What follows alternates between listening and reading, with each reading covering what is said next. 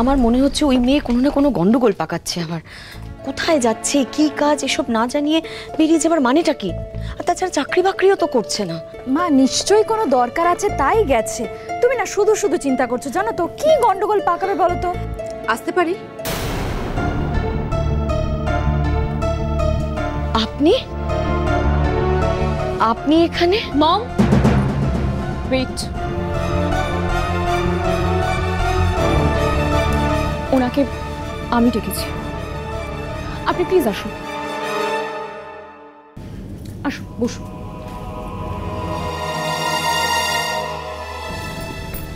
বড় মা, ইনি তো সেই যে বিক্রমের হয়ে কেসটা লড়ছিলেন।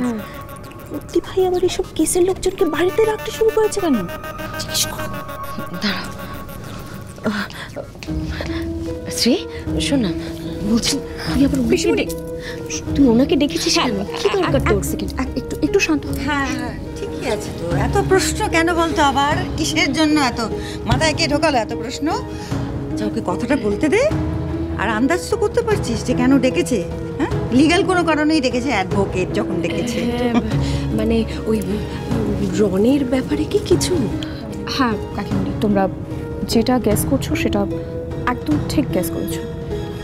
আমি রনের সঙ্গে সমস্ত সম্পর্ক ছিন্ন করতে চাই। তাই আমি ওনার কাছ থেকে, মানে অ্যাডভোকেট শালিনী মিত্র, ওনার কাছ থেকে আমি কিছু আইনি পরামর্শ নিতে চাই। ডিভোর্সের জন্য আপিল করতে চাই।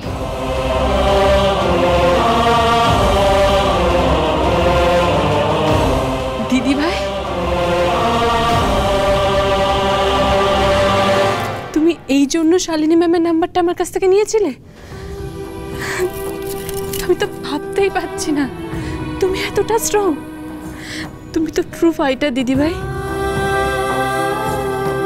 শ্রী আমাদের বরাবরই এরকম স্ট্রেট ফরওয়ার্ড আর নির্ভীক। নেহাত মাঝখানে কয়েকটা দিন এরকম ঝামেলা হলো, তাই জন্য তোর এই স্পার্কটা আমরা মিস করেছি। কিরে, তাই না? শালিনী ম্যাম, আপনি কিন্তু দিদিভাইকে সব রকমভাবে হেল্প করবেন প্লিজ। শ্রী যে ওই লোকটার সঙ্গে সমস্ত সম্পর্ক ছিন্ন করার কথা ভেবেছে সেটা খুবই ভালো। শ্রী, আমি আপনাকে সব রকমভাবে সাহায্য করব, আপনার পাশে থাকব। যদিও এই মুহূর্তে ব্যাপারটা একটু ডিফিকাল্ট। হ্যাঁ, মানে কারণ রন রেকে পাওয়া যাচ্ছে না। কিন্তু শ্রী, আমি চেষ্টা করব যত তাড়াতাড়ি সম্ভব এই কেসটা যাতে মেটাতে পারি। সে যত ডিফিকাল্টি হোক না, এই জঘন্য মানুষটার কাছ থেকে মুক্তি আমার চাই।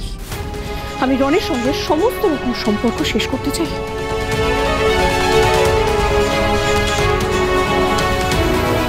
তুমি মুক্তি পাবেই দিদি ভাই।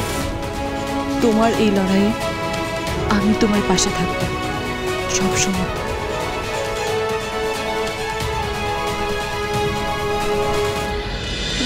বন্ধুয়া সোম থেকে রবি প্রতিদিন সন্ধ্যে 7:30টায় স্টার জলসায় ও ডিজনি প্লাস হটস্টারে।